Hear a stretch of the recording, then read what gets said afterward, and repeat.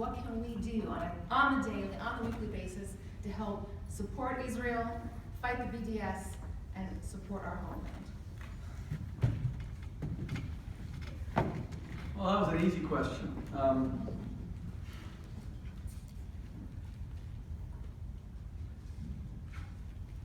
Firstly, Machiavelli famously said, and obviously he has a very mixed and controversial legacy, but he famously said that it's better to be feared rather than loved.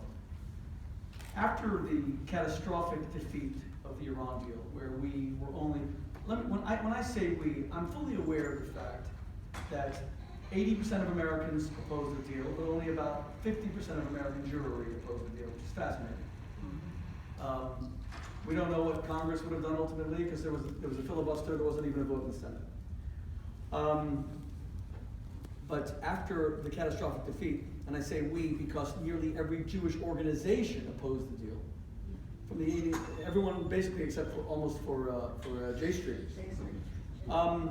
We have suffered a serious blow to our credibility because once upon a time the Jewish lobby was feared a little bit, that the Jewish community had political muscle.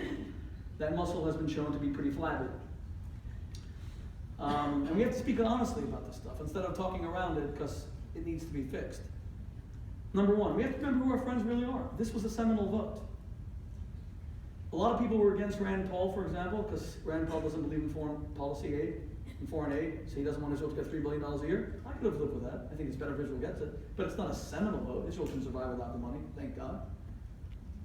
Even if Congress people had not voted for the $200 million for Iron Dome, Israel would have gotten the money. But this was the seminal vote of our time. Whether Iran, these monsters, could get a doomsday device. And even if they don't deploy it, which they could, God forbid, they still now have nuclear blackmail against Israel. By the way, it's going to work very simple. What you're going to see, I believe, as we get what you're going to see almost immediately is when Iran gets this money, they'll start killing people. A lot of Jews will die, God forbid, Americans will die. That's going to happen soon, God forbid.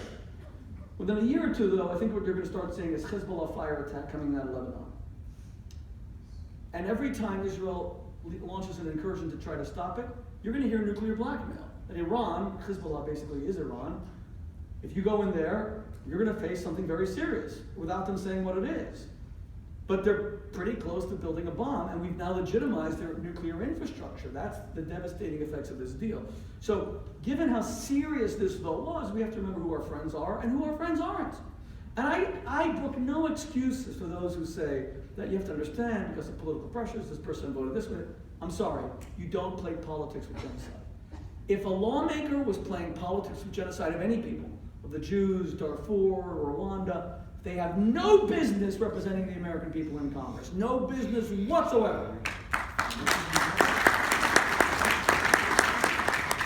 So we have to remember who our friends are, and we have to get behind our friends, and we have to oppose those who aren't our friends. Who are they, our friends? We have a lot of friends, thank God. And it's people who go beyond talk.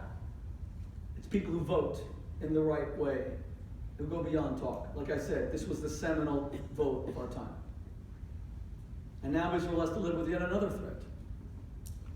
So that's the first thing. Politically, that we have to support our friends and we have to oppose those who are not with us on this seminal vote. Secondly,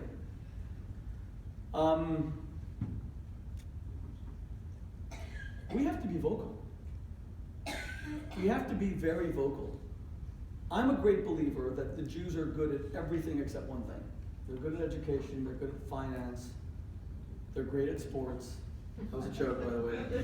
No. But aside from sports, where we kind of suck, there's one more area where we suck even more. We are terrible at PR. We've always been terrible at PR. 2,000 years ago, the Christians came along and said, "You killed God. You killed God." You know what our response was? No one's going to believe that. You can't kill God. I'm not even going to answer. I'm not going to even dignify that with a response. You know how many Jews died because the world believed it? Then 800 years later, they came and said, "You Jews went and poisoned all the wells of Europe." And the Jews said, "Ha ha ha, who's going to believe that? There aren't enough Jews to poison the wells of Europe. And we're drinking the same water. No one's going to believe it." And you know how many Jews died because of that?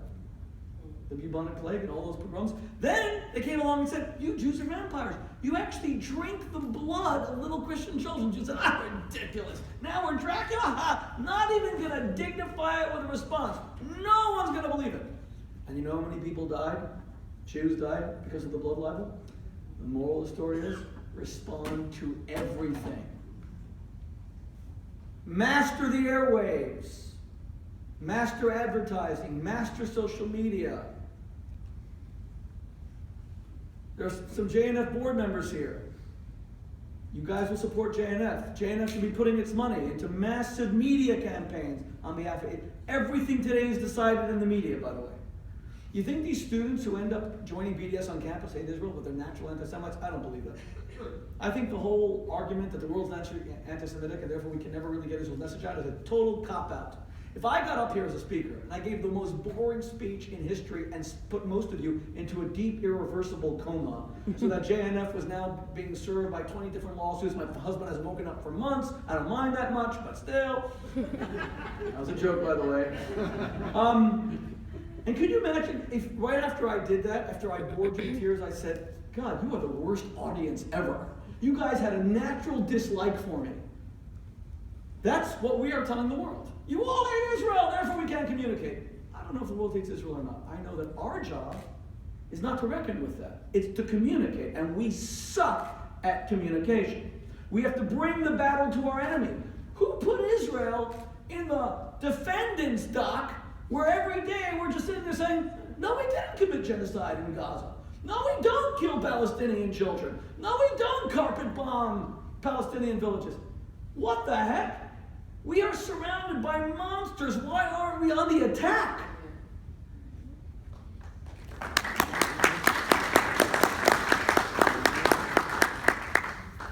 That's some of what we can do.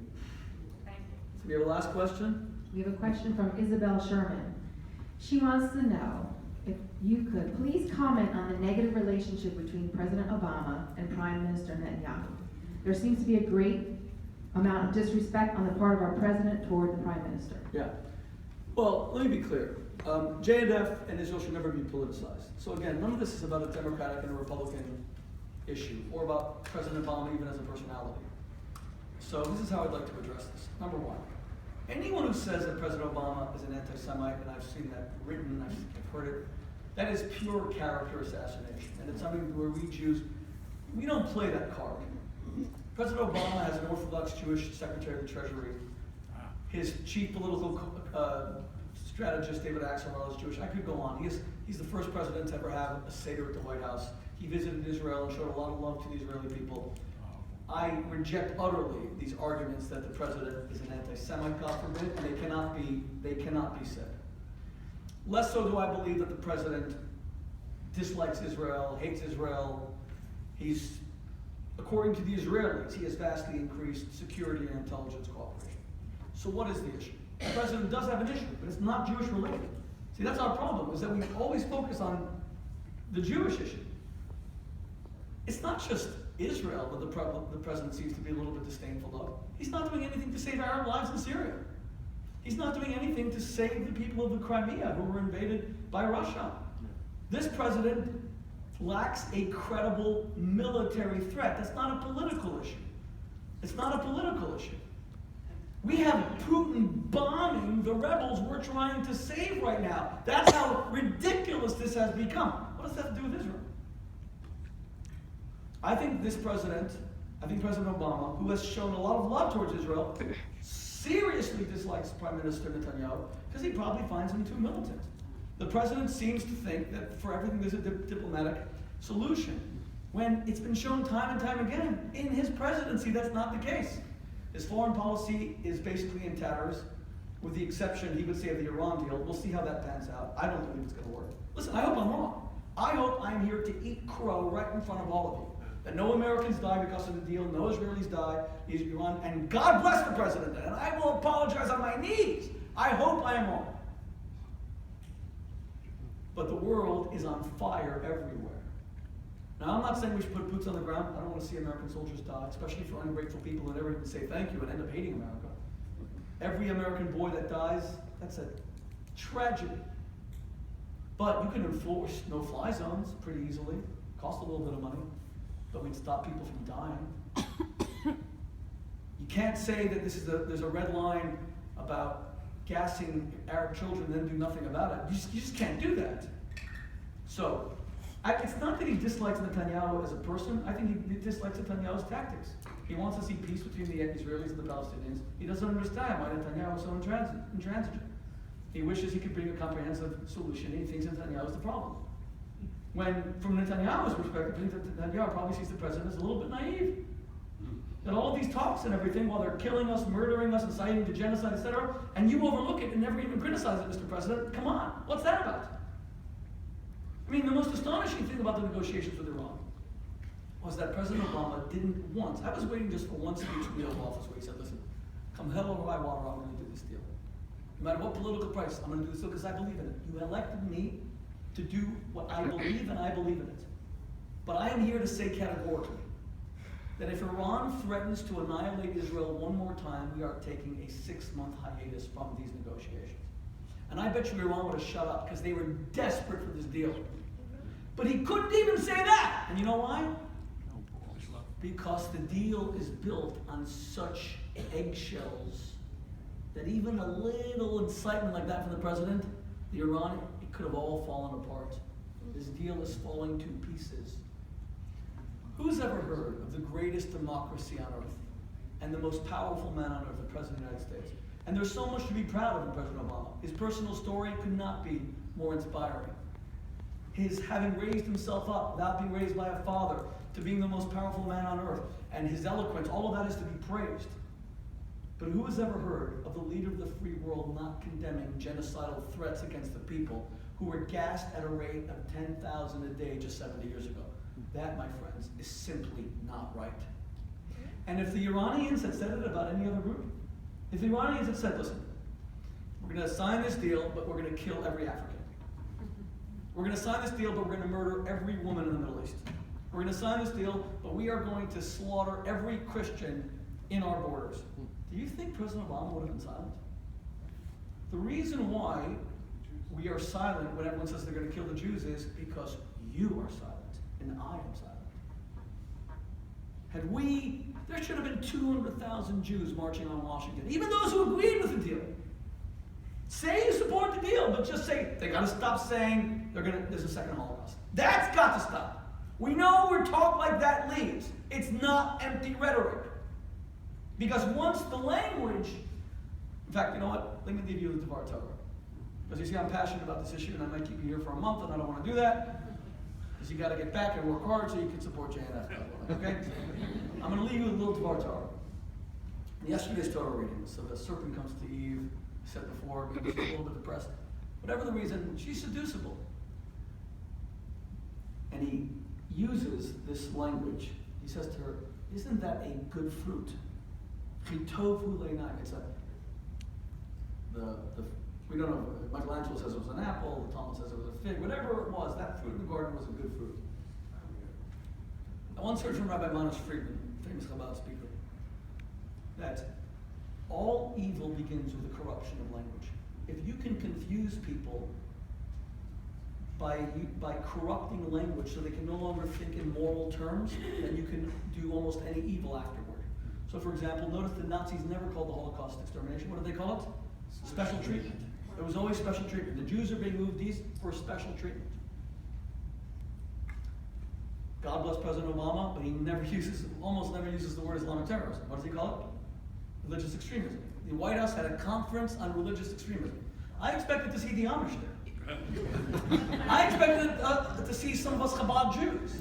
Come on, Shmuley, you guys are wearing like these heavy woolen tzitzis in the summer. You're religious extremists. Come to the conference. So the serpent says to Eve, isn't it a good fruit? Now, a fruit can be sweet or it can be sour. It can be fresh or it can be moldy. It can't be good or bad. Moral terminology only applies to human activity, not to a thing. Apple could make a great watch, a bad watch, but it's not good or evil. You can't say the iPhone, it's evil.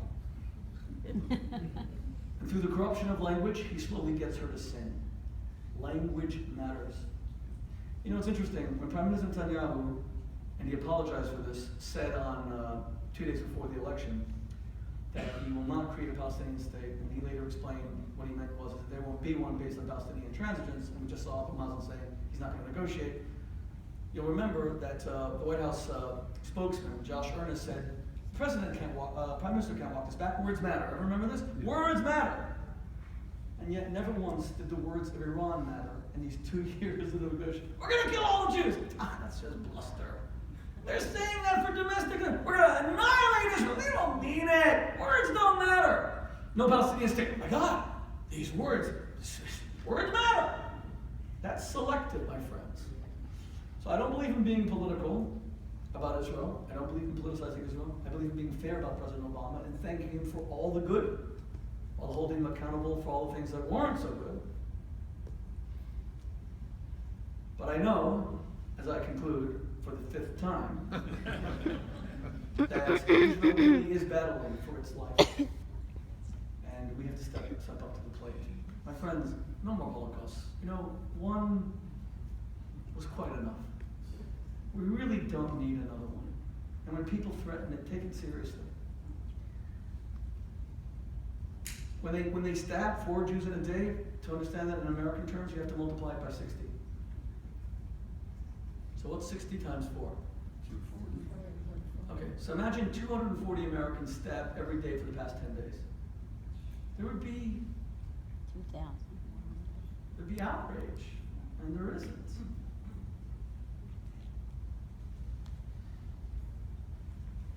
You know, I was confronted with a moral choice recently when a close friend of mine came out in support of the Iran deal. And a lot of people I introduced him to were silent and said, let's preserve the friendship, etc. And he's my friend, he'll always be my friend. That's never going to change. But I was wondering if I should say something in public. I decided I had to. And I thought of Rabbi Stephen S. Wise. Stephen S. Wise was the most powerful Jew in America and the most famous rabbi in America in the Second World War. And he had unfettered access to FDR, who liked him. So he decided not to abuse or misuse or pressure the president on the Holocaust. He made a couple of statements. And he was pilloried by people like Peter Bergson and the Bergson group for being silent. And the Bergson group went to town. And they're the ones who pressured Morgenthau, who in turn finally woke up to his Jewishness and gave the president a resignation letter that if he didn't do something to save the Jews of Europe, he was going to resign. And FDR creates the War Refugee Board. 200,000 Jews were saved, mostly through Raoul Wallenberg. And Peter Bergson, whose name should be common currency among Jews today, but isn't, dies in the 1970s, but he's a broken man after the war. He may as well have died during the war because he always felt he only saved 200,000. Just imagine the silence of American Jews while all this happened. What were we doing? I wasn't alive back then. I don't know, what were we doing? I'm sure we were doing good things. It wasn't like we were leading selfish lives. I'm not saying we were at the beach every day. I'm not saying we were just going to see movies every day. We weren't watching Netflix. It didn't exist yet. But what were we doing that we couldn't speak out when 10,000 Jews were being gassed every day? Stop being so polite. Stop being so nice. Be outraged. Express your shock and your anger and your righteous indignation. If you want to stay in touch with me, on Twitter at Rabbi Shmuley, Facebook, Rabbi Shmuley Boteach. My personal email is shmuley@shmuley.com. What a pleasure it's been. I have to tell you, I've gotten much more out of tonight than any of you have received because I've had a heavy heart the past few days. I wanted to talk to compatriots who share my values. I especially wanted to talk on a day that my son puts himself in a more dangerous situation. I thank you for the comfort that you have given me by just allowing me to speak. And I purposely brought my daughter. I always try to bring my kids to some of my speeches. I have a 17-year-old daughter. I want her to see heroes like you. I want her to see people who could live a nice, comfortable life in the New Jersey suburbs, but who love Israel, who fight for Israel, who give money to Israel, and who always, always stand by Israel. God bless you.